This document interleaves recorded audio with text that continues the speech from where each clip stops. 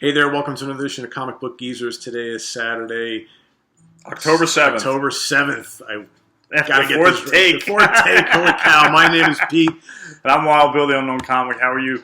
Welcome to another edition of Comic Book Geezers. And today we're doing a special episode, tribute to an artist. This is our first artist tribute edition, and we're paying tribute to Jack Kirby, whose a month ago, was his 100th birthday. Jack passed away in 1994. Yep, and he a long-time great in the comic book industry, both for DC and Marvel. Really made his name for Marvel Comics, but did go back and forth to DC a few times in the 60s and the early 70s. Storied history, probably one of the most beloved artists of all time in any comic format. And so we're going to, basically what we're going to do today is we're going to look at some of the major series that he worked on, the major characters. He was in on the ground floor with Stan Lee when the first superheroes that Stan Lee created were the Fantastic Four. Yeah. So we're going to kick it right off. This is the oldest Fantastic Four from my collection. This is issue 59, and it shows the Inhumans. This is from probably 1967. But this is all Jack Kirby, and he's kind of like the Michelangelo of comic book artwork. Kind of timely to be talking about that because the Inhumans, Marvel's Inhumans show is on coming out. Fox. It's on. Yeah, it's already three episodes in. Yeah. This is issue 61 with the Sandman. Love this cover. Love the Sandman as a villain. Fights many characters. Spider-Man, the Hulk. We've been showing a lot of Sandman stuff. Yeah, he gets around. He's one of the he's up there in popularity. Next issue is issue 62, and this is the first appearance of this guy right here. I forget his name. I'm drawing a blank for myself. But I mean, look at the artwork. I think it's is it Baltar? Blastar. Thank you. Yeah, this is his first appearance, and I also have the 10 year later the reprint from the Marvel Triple Action. No, that's the Avengers. I forget now, but there is there's a reprint version of this, and I have it. But Marvel Fantasy Masterpieces. This is Jack Kirby, and Pete will show some more of Jack Kirby Fantastic Four. So unfortunately, neither Bill or I have some really old ones, so we both kind of pick up our collections. They're hard to find, obviously, and they're pretty pricey, you know. So here we go. We're going to move up to issue 68. The bulk of my Fantastic Four are like post 120.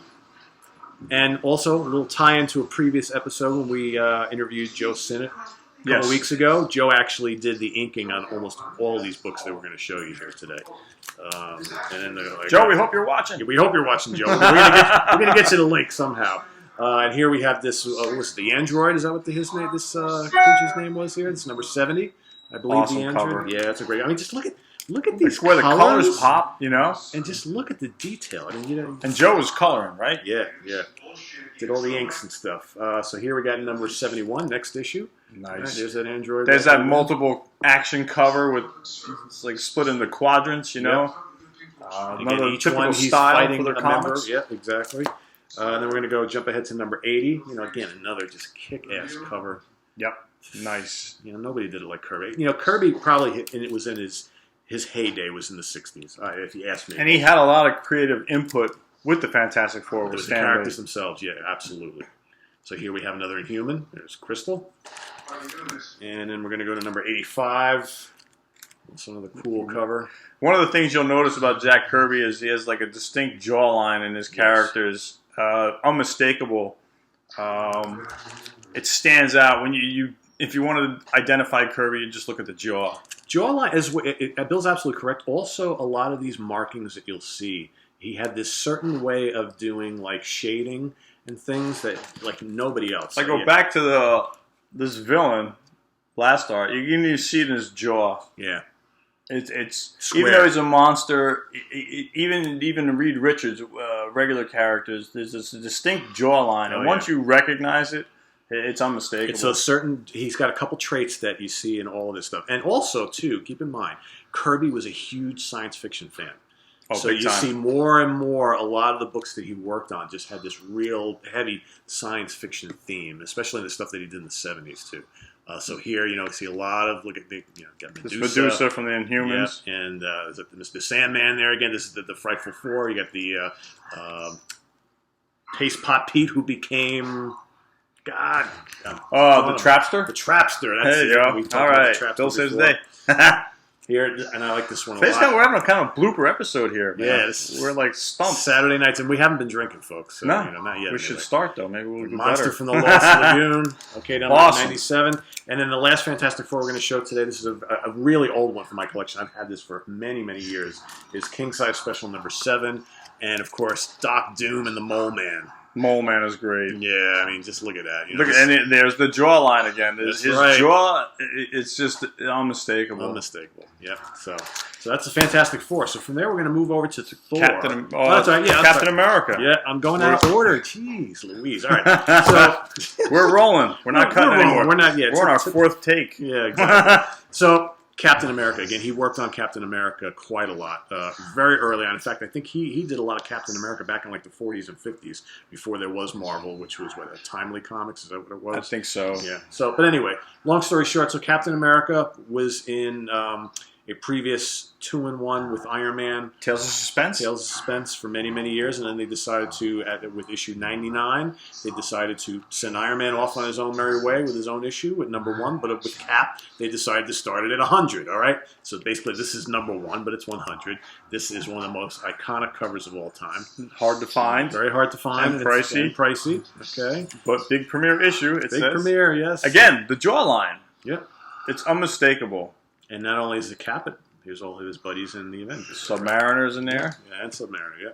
So this then from there, 101, and here, of course, is the ultimate villain of Captain America, Red Skull. And the Red Skull's creation, the Sleeper, who he was creating these sleeper robots, super robots, to destroy the world. And again, a Kirby jaw. Yeah, Kirby jaw and all these squiggly shades and lines, right? That's Kirby. It's unmistakable. So the Sleeper's back again, the big battle with the Sleeper. I love this cover, too. It's awesome. It just captures action very well in his artwork. Yep. And we got more Red Skull here.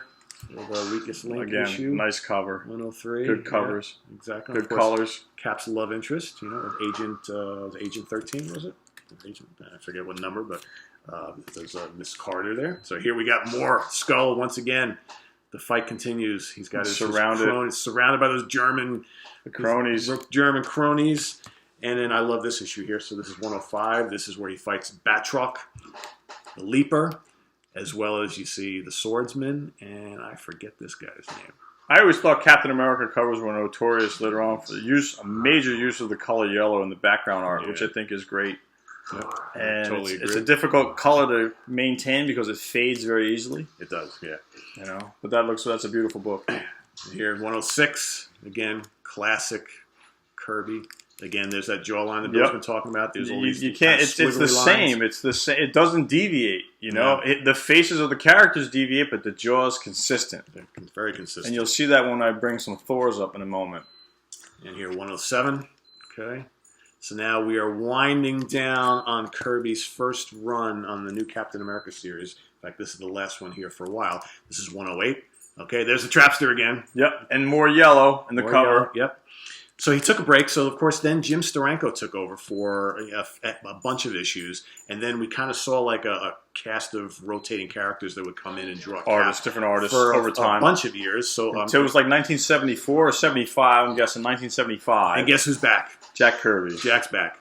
And he runs till about issue 214. Yeah, he did about a year maybe? A little bit more than that. From 194 to 214, we're talking probably about 2.5 years. You hear the Falcons in on it, and here's the yellow again that Bill's talking about.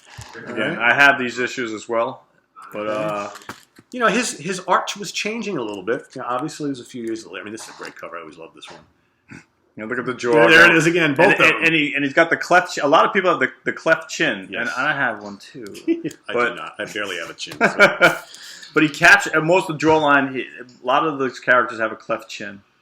And I don't know why that is, but it's a noticeable trait in Jack Kirby's artwork. Yep, there it is again. This is my last one I'm going to show, Cap, today. And again, I had to bring another great battle with the Red Skull, who's always another character when Marvel Comics was taking off in the early 60s with Stan Lee. Jack Kirby also worked on Thor, but I don't have any old Thors. My oldest Thor is number 197.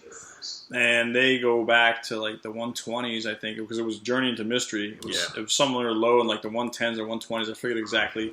And I will say, when we were at a recent comic convention, we saw a bunch of old Thors. They were really pricey, but let me tell you something. Some of Kirby's best work is on those old Thors. Amazing. Those But what they covers did together. was, like I mentioned earlier about the Fantastic Four reprints, is they did the same thing with Thor, Spider-Man, the Avengers, and also with Thor, when they reprinted the old Thors in the 70s, it was called Marvel Spectacular, featuring Thor. And this is issue number 1, and this has Thor and Hercules on the cover. And again, the Kirby jaw, also on Thor. This is a reprint of Jack Kirby's work. It's a good one. I have that one as well. I'm not exactly sure when that book was published. This is issue number 8 of Marvel Spectacular. Again, Ulick was a villain of Thor, and again, that jawline. He's just really good at drawing monsters, you know? Yeah. I mean, just as well as the heroes. And I'm bringing this in for you. Again, great artwork by Kirby. Here's another example of Thor, Marvel Spectacular. I brought this book because this is just Thor by himself. I don't have many of these. I only have like 7 of these. But this one is the best in my collection that shows Thor dominating the cover by himself. And the last one in my collection, this one right here. That's great. The Wrecker, a villain. Again, the jawline. We don't see Thor's face, but we can see the jawline in the Wrecker. And obviously, again, great artwork. And moving back to Pete with some other titles, Strange Tales was another edition, a comic book magazine that Jack Kirby did, another comic. So most people kind of forget that Kirby worked on the Nick Fury Agent of S.H.I.E.L.D. issues and Strange Tales. Most people think of Nick Fury, they think of Jim Steranko, obviously, because in all the regular Nick Fury Agent of S.H.I.E.L.D. issues, he did the majority of them. But Jack did a lot of the early stuff in Strange Tales. So here we've got, share with Doctor Strange. But in most cases, who got the cover? Kirby and Mr. Fury, right? So this is, what is this one? 136. 136. And then 142. And again, you could start to see that, all of a sudden, look at this. This is classic Kirby. Okay, sci-fi, A lot of action going on, crammed into a tight space. He's really talented. I would love to be able to sit down and watch him as he's doing it. Unfortunately, there's probably no videos of that. Yeah. It'd be interesting to see how he pieces it together, Look at that. An incredible artist. Look at the faces. I mean, that's Kirby. Yeah. It's classic Kirby. And then here's a very cool one. I actually never bothered to pick this one up. This is a joint co-creation for Strange Tales number 151 between Jack Kirby and Jim Steranko. Kirby was Steranko's idol. Okay? So here they worked on this together. And then Steranko went off and worked on his own on the solo Nick Fury stuff. Really pretty good cool artwork. To see two good guys like that teaming up. Now, moving along, as Pete mentioned, in the early 70s, Jack Kirby left Marvel Comics and gave his resignation. In fact, you know how the fans write the letters in the back of the books, and Stan Lee would write the Stan Soapbox, is what it was called, and he would write to the fans. And I didn't make a copy of it, and I should have. But Stan Lee wrote in one of the comics about he had received Jack Kirby's resignation. And he goes, he's going to go work for one of our competitors. Of course, he wouldn't mention that Jack Kirby left Marvel Comics to go work with DC Comics. And now this is a Jack Kirby creation. It is written by Jack Kirby as well as the artwork, and he edited it as well. Yeah. So this is a title called The Demon. I'm not exactly sure. I think it went into the 20s, maybe 30 issues. It didn't run very long, less than 3 years, I believe. But I only have 2 issues, and this one I recently acquired this summer. This is issue number 4, and this is issue number 12, I believe. Yes, number 12, the end of one. This character called the Demon is a really cool character. It's kind of he's a hero, but he's also uses the power of evil because he's a demon to fight crime and then evildoers. But again, you can see the unmistakable jawline. He takes all his traits with him. Yep. I don't know the reasoning why he left Marvel, but maybe they got a little bit more creative freedom here with DC Comics, but it didn't last long because he eventually did come back to Marvel Comics. I've read he said he wasn't being treated fair enough. At Marvel? From what I understand, a lot of these guys had big egos around that time at Marvel, and from what I understand, Stan was trying to take a lot of credit for creating a lot of this stuff. But and Kirby was right there along with him and wasn't getting any recognition for it. Yeah. That can also be said with Batman, Bob Kane. He got all the credit for writing, but his artist Bill Fisher helped him a lot, and didn't get any credit. And so, I guess he went somewhere where he could be more appreciated, but he eventually did come back to Marvel Comics. He didn't stay away for too long. No. We have one other issue I would like to talk about. A character that only ran 18 issues is one of the three strongest heroes in the Marvel Universe. The trivia question is Thor, Hulk, and the Silver Surfer are the three strongest heroes in the Marvel Universe. This is issue 18, the last issue of the Silver Surfer. And this is Jack Kirby artwork on the cover as well as the inside. He also was the artist who incorporated the Inhumans back in the Fantastic Four. And we had shown an issue earlier Black Bolt. Of the Inhumans. And I think it's fitting that Jack Kirby concluded and was the artist to do the last issue of the Silver Surfer. And in this issue, it's great. The Silver Surfer's fighting the Inhumans. And it's just, I never knew until I read this book that there were two sets of Inhumans. He's fighting the good Inhumans. This Black Bolt character has a brother who commands the evil Inhumans. So basically, the evil Inhumans are at war with the good Inhumans. And the Silver Surfer comes in peace to these guys, the good Inhumans, but the good Inhumans think that the bad Inhumans sent him as a warrior to fight them, so they just clash right off the bat. Complicated plot lines. It's a great storyline and a good read.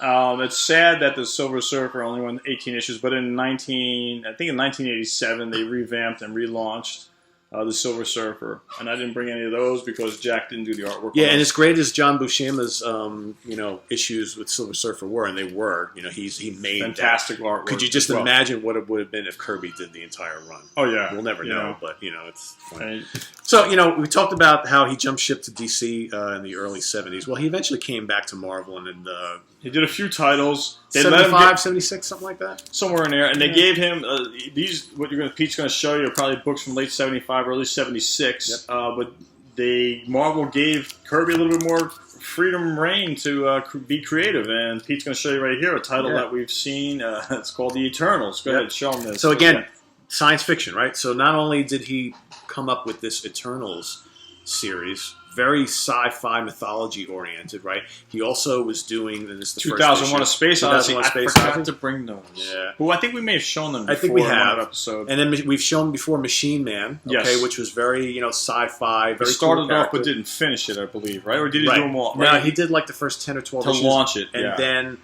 Steve Ditko came in and took over. So here's number 4. I brought these. I could have brought any Eternals issues. They're all great, but I brought 14 and 15 because they're battling the Hulk. And the Hulk originally was a Kirby creation as well. And I don't have any of those. I went looking through my Hulk collection, but I couldn't find all the it's all the original ones, like the first 6 before he had his own title. Yeah. Also, Devil Dinosaur. Show this for the Hulk fans. You got to show this off. I have this issue as well.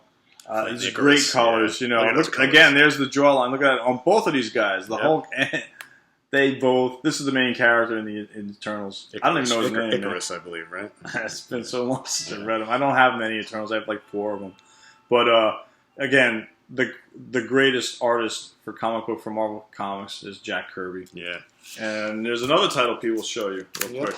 And so he also worked on the short run of Black Panther. Which is kind of a strange fit because if you know the history of Black Panther, not a very science fiction-y type character, but Kirby brought Black Panther into like all these science fiction storylines. I don't really think it worked with the fans because it didn't last very long. So this is the first issue, and then we'll jump ahead, and I just grabbed a couple here. Issue number 4. Again, it's just classic Kirby artwork there. His style is unmistakable. Yeah, unmistakable. But and he also worked on Devil Dinosaur as well, another creation of his in the 70s. Marvel gave him a lot of leeway to kind of go and do some stuff. So I think simultaneously he was working on like 4 or 5 different books. Yeah. So and even when he came back, when Pete showed that last Captain America, like 199, when he came back in, he was writing editing, and also doing the artwork. So he's doing 3 jobs at once, which is pretty intense, I guess. That's a big lot to have on your plate. And these books were monthly, so he had a lot going on. Eating and sleeping, drawing, writing comics. I mean, that's basically what he that basically wraps up our edition of Jack Kirby for Comic Book Users. I'm Wild Bill, saying thanks for being with us, saying peace and out. And I'm Pete, and we'll see you again real soon. We're actually, as we're coming up on Halloween, guess what, guys? We're going to do some Halloween horror-themed stuff for you, so stay tuned for that. Yep, exactly. So have a good one. We'll see you next time. Take it easy. Bye-bye.